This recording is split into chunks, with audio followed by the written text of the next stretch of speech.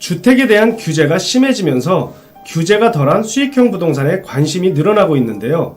그 중에서도 수익성이 높은 지식산업센터 투자를 고민하는 분들이 점점 많아지고 있습니다. 지식산업센터 투자를 하는 가장 큰 이유는 바로 주택수에 포함되지 않고 다른 투자 상품에 비해서 수익률이 높다는 것인데요. 오늘은 점점 공급이 늘어나고 있는 지식산업센터 중에서도 기업의 운영이나 투자의 가장 기본적인 부분인 드라이브인 시스템의 종류에 대해서 설명드리려고 합니다. 오늘 영상으로 지식산업센터에 투자하기 전에 꼭 알아야 할 드라이브인의 종류를 한번 정리해 보시고 드라이브인 시스템에서 꼭 체크해야 할 부분까지 가져가시면 같은 금액으로 지식산업센터에 투자를 하더라도 좀 더 좋은 업무 환경, 좀 더 유리한 임대를 하실 수 있으실 겁니다.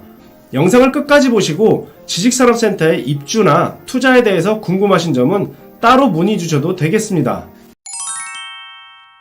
예전에 아파트형 공장에서 지금의 지식산업센터로 발전하면서 가장 크게 변한 것은 바로 드라이브인이죠. 1층에 있는 회사가 아닌 2, 3, 4층 높은 층에 있는 회사의 입구까지 또는 회사 내부까지 화물차가 진입할 수 있는 드라이브인은 지식산업센터의 가장 기본적인 장점으로 자리를 잡았는데요. 드라이브인이 지식산업센터의 기본적인 부분으로 설계가 진행되면서 실제 입주하는 기업이나 투자자의 입장에서 효율적인 드라이브인 시스템은 좀 더 용이한 기업 운영이나 임대를 할 수 있는 중요한 요소가 되고 있습니다. 이제 드라이브인 시스템은 그냥 2.5톤 이상의 대형 차량이 위층으로 올라가는 것에 그치지 않고 어떻게 하면 더 빠르게, 더 편하게 올라갈 수 있는지까지도 연구를 하고 있는 추세입니다. 드라이브인 시스템 두 가지로 크게 나눌 수 있는데요.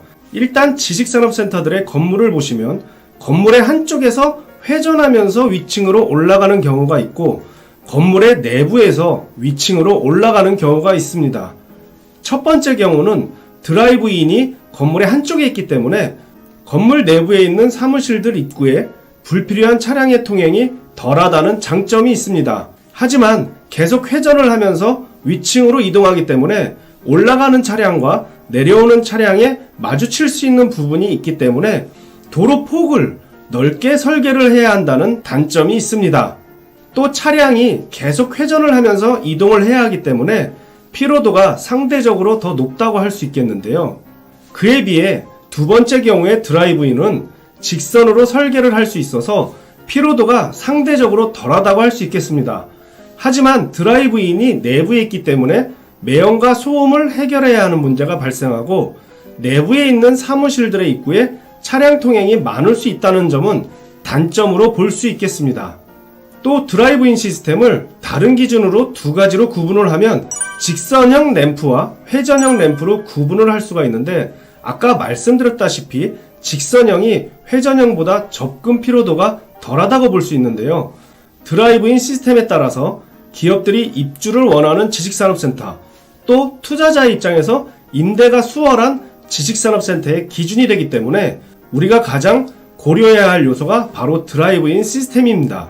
그래서 요즘은 지식산업센터들이 드라이브인 시스템을 설계할 때 어떻게 하면 차량이 좀 더 편리하게 위층으로 이동할 수 있을까 연구를 하고 있습니다. 지식산업센터에 입주하는 기업들은 회전형보다 직선형을 더 선호하고 내부에 드라이브인이 있으면서 사무실들은 외부에 창문을 둔 개방감이 있는 구조를 찾는 경향이 있는데요. 최근에 지어지는 지식산업센터 중에 기존의 드라이브인 시스템의 장단점을 모두 개선하여 설계를 한 곳이 있습니다. 향동에 들어서는 GL 메트로시티는 건물 내부에 직선형으로 드라이브인을 설계를 하였습니다.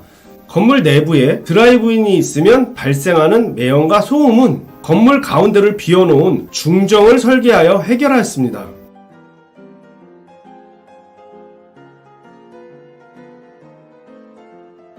지식산업센터는 보통 회전형이든 직선형이든 한 번에 한 개 층만 올라갈 수 있는데 이 지식산업센터는 직선으로 두 개 층을 한 번에 올라갈 수 있는 드라이브인을 설계를 했습니다. 그동안 지식산업센터와는 다르게 건물을 한 바퀴만 돌면 4개 층을 한 번에 올라갈 수 있는 이 드라이브인은 국내에서 최초로 적용되는 시스템이라고 합니다. 입주하는 기업의 입장이나 임대를 목적으로 하는 투자자의 입장을 잘 반영한 지식산업센터라고 볼 수 있습니다.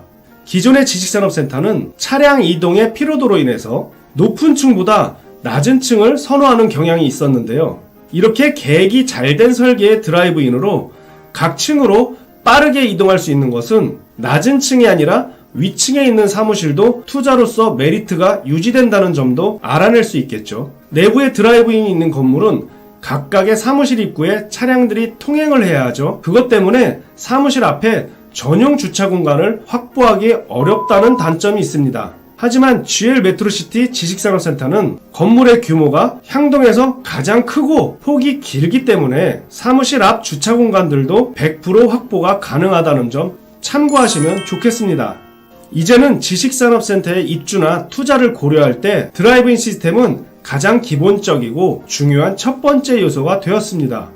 가장 기본적인 드라이브인을 이해하고 체크하여 지식산업센터 투자를 생각하시는 분들에게 도움이 되었으면 좋겠습니다. 감사합니다.